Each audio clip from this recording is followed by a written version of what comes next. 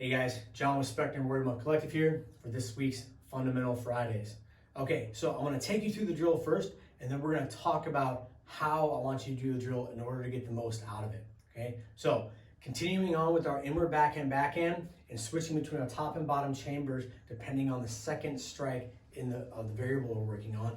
We're now just going to expand it from 4, half our list last week, to the full 8 variables this week. Again, the variables meaning the different combinations of high and low that we do. I'm going to walk you through how I organize the list. Feel free to use this way or any other way you've learned it, or make up one of your own. The order doesn't matter. It has to be put down some way. I choose to do it this way. Some people choose just do however you want. The order doesn't matter. Okay, but I like to start all top, so I'm going to start with high chamber. So high chamber for 3 strikes high. Bottom chamber for high, low, high. A top chamber for low, high, low. Bottom chamber for all down low. Top chamber for 2 highs and a low. Bottom chamber for 1 high and 2 lows. Bottom chamber again for 2 lows and a high.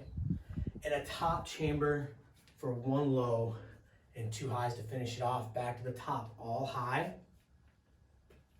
Bottom chamber for high, low, high. Top chamber for low, high, low. Bottom chamber for all down low. A top chamber for 2 highs and a low.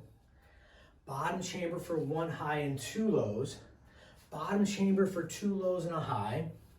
And top chamber for a low and 2 highs. Okay?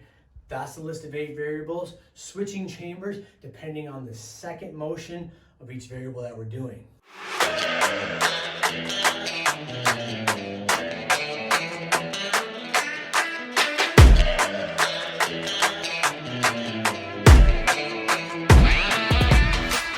So now, getting into how I want you guys to do this drill. This is starting to get into what I call processing speed development drills. So mainly, this is a method more for training your brain to handle and process incoming information faster, right? So we're starting a nice easy level here. So the trick to doing this is doing it from memory. Don't write it down. If you're gonna try and do this by writing a list on a wall and then just reading off the list, you're gonna have a very hard time getting off the list later. That's where a lot of people struggle in the beginning, is they don't ever come off the list.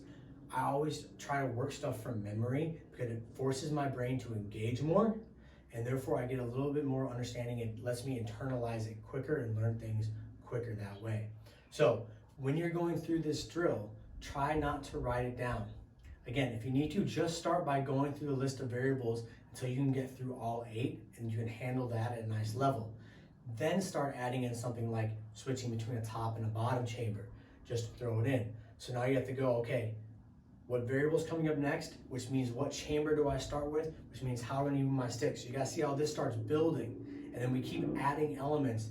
And as you add elements, it helps your brain learn how to process things faster and stay a little more kind of focused and calm and present in whatever drill you're doing. And this applies to double stick, single stick, empty hand, dagger, stick and dagger, your grappling, everything, right? Your ability to process incoming information and stay calm and focused is one of the greatest benefits that this type of training has to you in your martial art and just for your life in general.